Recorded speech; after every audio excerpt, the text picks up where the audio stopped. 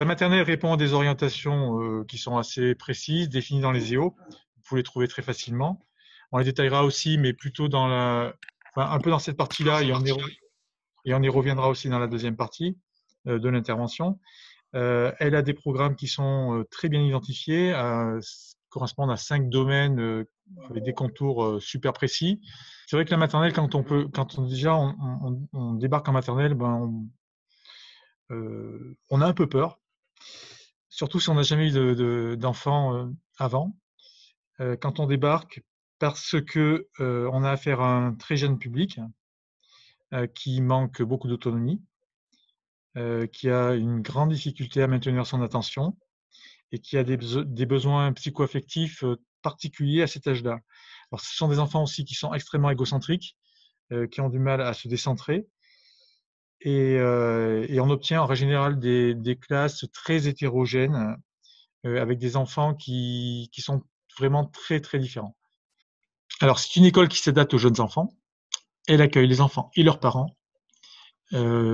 Après, là, il y a des particularités. Ça dépend des écoles. Moi, je vois beaucoup de collègues qui accueillent les parents à l'extérieur, qui prennent les enfants à l'entrée de la classe et qui ne permettent pas aux parents de rentrer dans la classe.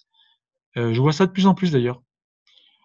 Moi, je faisais complètement différemment. J'aimais bien recevoir les parents et les accueillir dans la classe parce que je trouvais que c'était un moment de transition, c'était un moment où l'enfant il lâchait un petit peu sa valise, là il a laissé à l'entrée de la porte et puis il rentrait chez moi et on passait à d'autres choses et en même temps ça me permettait de communiquer un petit peu s'il y avait des soucis, on en parlait et pas en catimini entre deux portes.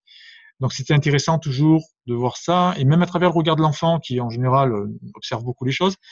S'il voit que ça se passe bien entre l'enseignant et ses parents, qu'ils discutent entre eux et que qui fait partie du sujet principal de la discussion, pour lui, c'est une manière de se dire aussi qu'il est important pour l'enseignant, qu'il est important pour ses parents et que ce qui est important aussi, c'est son éducation. C'est la mission que l'on a, nous et ses parents pour l'instruire, l'éduquer. Voilà. Donc, Mais je trouvais que c'était très important de le faire. excusez-moi, pardon. Mais c'est pas à cause du plan Vigipirate, parce que moi je trouve ça chouette aussi de pouvoir accueillir les parents, mais Ouais, par ça a beaucoup exemple changé. ici. Après, il y en a peut-être qui ont pris le prétexte du plan Vigipirate, mais il y en a déjà qui ne mettaient pas les parents dans la classe. Ici, il y a un terme qui est super important, c'est les interactions euh, qu'on met en avant pour construire les apprentissages. Alors ça, vous avez certainement entendu parler du socioconstructivisme. Euh, et de la construction des notions avec le groupe et toutes les modalités de travail qui vont avec, hein, que ce soit le tutorat, les enfants par petits groupes, par moitié de classe, c'est multiforme. Il y a plein de possibilités. Ça peut être aussi des groupes hétérogènes, ça peut être des groupes homogènes, et ça, en limite, j'ai envie de dire, ça va dépendre des activités menées. Si on fait des activités de langage, par exemple, on va pas avoir des groupes qui vont être des groupes hétérogènes, on aura plus des groupes homogènes.